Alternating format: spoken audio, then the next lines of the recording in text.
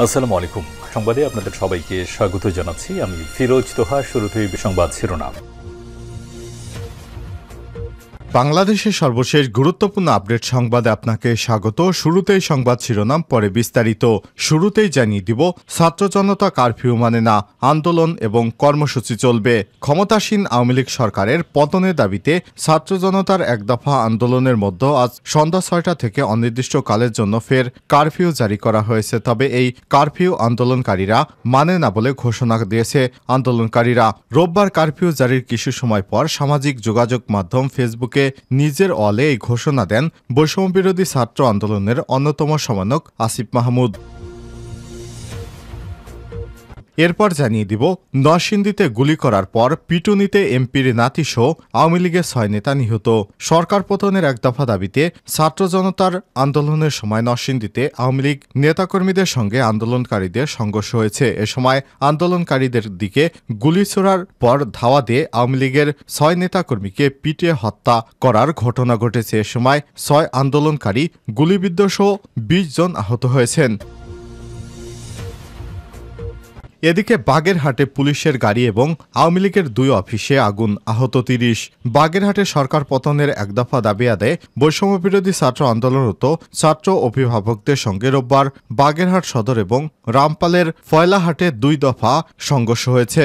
এই সংঘর্ষে পুলিশের একটি গাড়ি এবং আওয়ামী লীগের ২টি অফিস পুড়িয়ে দেওয়া হয়েছে। ভাঙচুর করা হয়েছে স্বেচ্ছাসেবক লীগের একটি অফিস। সংঘর্ষে ২ পুলিশ কর্মকর্তা, সাংবাদিক, ছাত্র অভিভাবক এবং আওয়ামী লীগের নেতাকর্মী সহ অন্তত ৪০ জন আহত হয়েছে। এদিকে সরকার পতনের আন্দোলনে ঝাঁপিয়ে পড়ার আহ্বান জানিয়েছেন বিএনপির মহাসচিব মির্জা ফখরুল ইসলাম আলমগীর। ঐক্যবদ্ধ হয়ে সরকার পতনের আন্দোলনে ঝাঁপিয়ে পড়তে জনগণের প্রতি আহ্বান জানিয়েছেন বিএনপির মহাসচিব মির্জা ফখরুল ইসলাম আলমগীর। রোববার ৪ জুলাই দুপুরে রাজধানীর গুলশানে দলীয় চেয়ারপারসনের কার্যালয়ে এক সংবাদ সম্মেলনে এই আহ্বান জানান বিএনপির মহাসচিব মির্জা ফখরুল ইসলাম। এদিকে লাশ নিয়ে রাজপথে আন্দোলনকারীরা।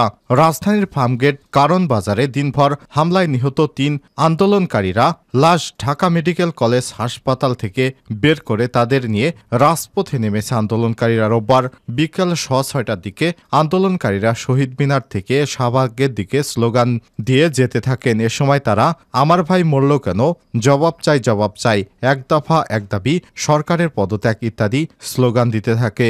আন্দোলনকারীরা বলেন, সারা দেশে আমাদের ভাইদের উপর হামলা করা হয়েছে, আমাদের অনেক ভাইদের হত্যা করা হয়েছে, ঢাকায়ও অসংখ্য ভাইদের হত্যা করা হয়েছে।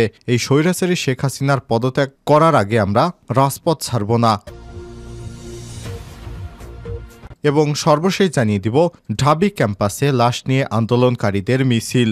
বৈষম্যবিরোধী ছাত্র আন্দোলনের ডাকা এক দফা দাবিতে অসহযোগ আন্দোলনের অংশ হিসেবে বিভিন্ন জায়গায় চলা সমাবেশ এবং মিছিলে হামলা চালানো এবং গুলিতে নিহতদের লাশ নিয়ে ঢাকা বিশ্ববিদ্যালয় এলাকায় মিছিল করেছে আন্দোলনকারীরা। রোববার ৪ আগস্ট সন্ধ্যার দিকে শাহবাগ এবং ঢাবির টিএসসিতে অবস্থান করা আন্দোলনকারীরা লাশ নিয়ে তারা মিছিল করে। এ সময় মিছিলে ৩টি লাশ দেখা যায়। এদিকে বৈষম্য বিরোধী ছাত্র আন্দোলনের অসহযোগ আন্দোলনের প্রথম দিন রোববার দুপুর থেকে সন্ধ্যা পর্যন্ত ১৮ জেলায় মোট ৭০ জন নিহত হবার খবর পাওয়া গেছে। এর মধ্যে মুন্সিগঞ্জে ৩ জন, মাগুরায় ৪ জন, পাবনায় ৩ জন, রংপুরে ৪ জন, সিরাজগঞ্জে ১১ পুলিশ সদস্য সহ মোট ১৯ জন, বরিশালে ১ জন, ভোলায় ৩ জন নিহত, বগুড়ায় ২ জন, জয়পুরহাটে ১ জন, ফেনীতে ৮ জন, কিশোরগঞ্জে ৩ জন, কুমিল্লার দেবিদ্বারে ১ জন, নরসিংদীতে ৬ জন, সিলেটে ২ জন এবং লক্ষ্মীপুরে ৪ জন, শেরপুরে ৩ জন, হবিগঞ্জে ২ জন, ঢাকার সাভারের আশুলিয়ায় ১ জন নিহত হয়েছেন। ছাত্র জনতা কারফিউ মানে না, আন্দোলন কর্মসূচিও চলবে। ক্ষমতাসীন আওয়ামী লীগ সরকারের পতনের দাবিতে ছাত্র জনতার এক দফার আন্দোলনের মধ্যে আজ সন্ধ্যা ৬টা থেকে অনির্দিষ্টকালের জন্য ফের কারফিউ জারি করেছে সরকার। তবে এই কারফিউ আন্দোলনকারীরা মানে না বলে ঘোষণা দিয়েছেন তারা। রোববার কারফিউ জারির কিছু সময় পর সামাজিক যোগাযোগ মাধ্যম ফেসবুকে নিজের ওয়ালে ঘোষণা দেন বৈষম্যবিরোধী ছাত্র আন্দোলনের অন্যতম সমন্বয়ক আসিফ মাহমুদ। এ সময় তিনি বলেন, আজ রাজপথে পরাজিত হয়ে পলায়ন শক্তি আওয়ামী লীগ এখন শেষ সেনাবাহিনী এবং জনগণকে মুখোমুখি দাঁড় করিয়ে কারফিউ ঘোষণা করেছে। রাজনৈতিক নেতাকর্মীদের দিয়ে আন্দোলন দমনের চেষ্টা সম্পূর্ণভাবে ব্যর্থ হয়েছে। সেনাবাহিনীর উদ্দেশ্যে আসিফ মাহমুদ বলেন, আপনারা আওয়ামী লীগের ফাঁদে পা দেবেন না, জনগণের সম্মুখে দাঁড়াবেন না। প্রতিটি সেনা সদস্যদের প্রতি আন্দোলনরত ছাত্র জনতার আহ্বান থাকবে, দেশের জনগণের পক্ষ অবলম্বন করুন। খুনি হাসিনার আদেশে কোনো কারফিউ ছাত্র জনতা মানে না, মানবে না। আমাদের আন্দোলন এবং কর্মসূচি চলমান থাকবে, এতে যোগ করেন। নরসিংদীতে গুলি করার পর পিটুনিতে এমপির নাতিসহ আওয়ামী লীগের 6 নেতা নিহত। সরকার পতনের এক দফা দাবিতে ছাত্র জনতার আন্দোলনের সময় নরসিংদীতে আওয়ামী লীগ নেতাকর্মীদের সঙ্গে আন্দোলনকারীদের সংঘর্ষ হয়। এ সময় আন্দোলনকারীদের দিকে গুলি ছোড়ার পর ধাওয়া দিয়ে আওয়ামী লীগের 6 নেতাকে পিটিয়ে হত্যা করার ঘটনা ঘটেছে। এছাড়াও 6 আন্দোলনকারী গুলিবিদ্ধ এবং 20 জন আহত হয়েছে। রোববার দুপুরে সদর উপজেলার মাধবদী বড় মসজিদের সামনে এই দুর্ঘটনা ঘটে। নিহতরা হলেন নরসিংদী 1 আসনের এমপি নজরুল ইসলাম হিরণের নাতি, সদর উপজেলা স্বেচ্ছাসেবক লীগের সভাপতি মনিরুজ্জামান ভূঁইয়া 43, চরদিগলদী ইউনিয়ন পরিষদের চেয়ারম্যান আওয়ামী লীগ নেতা দেলোয়ার হোসেন শাহীন 40, তার বডিগার্ড কামাল হোসেন 38, সদর উপজেলা পরিষদ চেয়ারম্যান আনোয়ার হোসেনের ছোট ভাই মৎস্যজীবী লীগের সভাপতি দেলোয়ার হোসেন 38, মহিষাসুরা ইউনিয়ন আওয়ামী লীগের সাংগঠনিক সম্পাদক আব্দুল জলিল এবং চরদিগলদী ইউনিয়ন আওয়ামী লীগের কর্মী সজীব। আন্দোলনকারীদের মধ্যে যারা গুলিবিদ্ধ হয়েছেন তাদের মধ্যে সুমন মিয়া 35, সোহেল 41, আলামিন 25 নরসিংদী সদর হাসপাতাল এবং মীর জাহাঙ্গীরনগর 30 মেডিকেল কলেজ হাসপাতালে পাঠানো হয়েছে।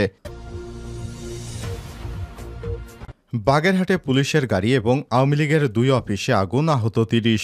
বাগেরহাটে সরকার পতনের এক দফা দাবি আদায়ে বৈষম্যবিরোধী ছাত্র আন্দোলনরত ছাত্র অভিভাবকদের সঙ্গে রোববার বাগেরহাট সদর রামপালে ফয়লাহাটে 2 দফা সংঘর্ষ হয়েছে। এই সংঘর্ষে পুলিশের একটি গাড়ি এবং আওয়ামী লীগের 2টি অফিস পুড়িয়ে দেওয়া হয়েছে। ভাঙচুর করা হয়েছে স্বেচ্ছাসেবক লীগের একটি অফিস। সংঘর্ষে 2 পুলিশ কর্মকর্তা, সাংবাদিক, ছাত্র অভিভাবক এবং আওয়ামী লীগের নেতাকর্মী সহ অন্তত 40 জন আহত হয়েছে। রোববার সকাল 10টার দিকে বাগেরহাট ডিসি অফিসের সামনে আন্দোলনকারীরা বরিশাল বাগেরহাট খুলনা মহাসড়ক অবরোধ করে স্বেচ্ছাসেবক লীগের অফিস ভাঙচুর করে। এ সময় কয়েক সাংবাদিক সহ আওয়ামী লীগ এবং আন্দোলনকারীদের মধ্যে 15 জন আহত হয়।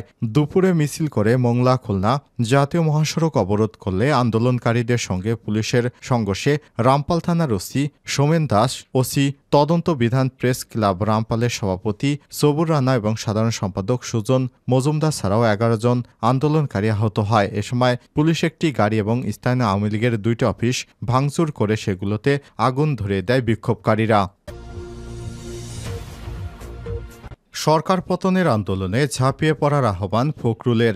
ঐক্যবদ্ধ হয়ে সরকার পতনের আন্দোলনে ঝাঁপিয়ে পড়তে জনগণের প্রতি আহ্বান জানিয়েছেন বিএনপির মহাসচিব মির্জা ফখরুল ইসলাম আলমগীর। রোববার 4 জুলাই দুপুরে রাজধানীর গুলশানে দলীয় চেয়ারপারসনের রাজনৈতিক কার্যালয়ে এক সংবাদ সম্মেলনে এই আহ্বান জানান বিএনপির মহাসচিব মির্জা ফখরুল ইসলাম। মির্জা ফখরুল বলেন, আমরা আমাদের দলের পক্ষ থেকে ছাত্রদের যেই যৌক্তিক এবং ন্যায়সঙ্গত শান্তিপূর্ণ আন্দোলন আছে সেটি পূর্ণ সমর্থন জানিয়েছি।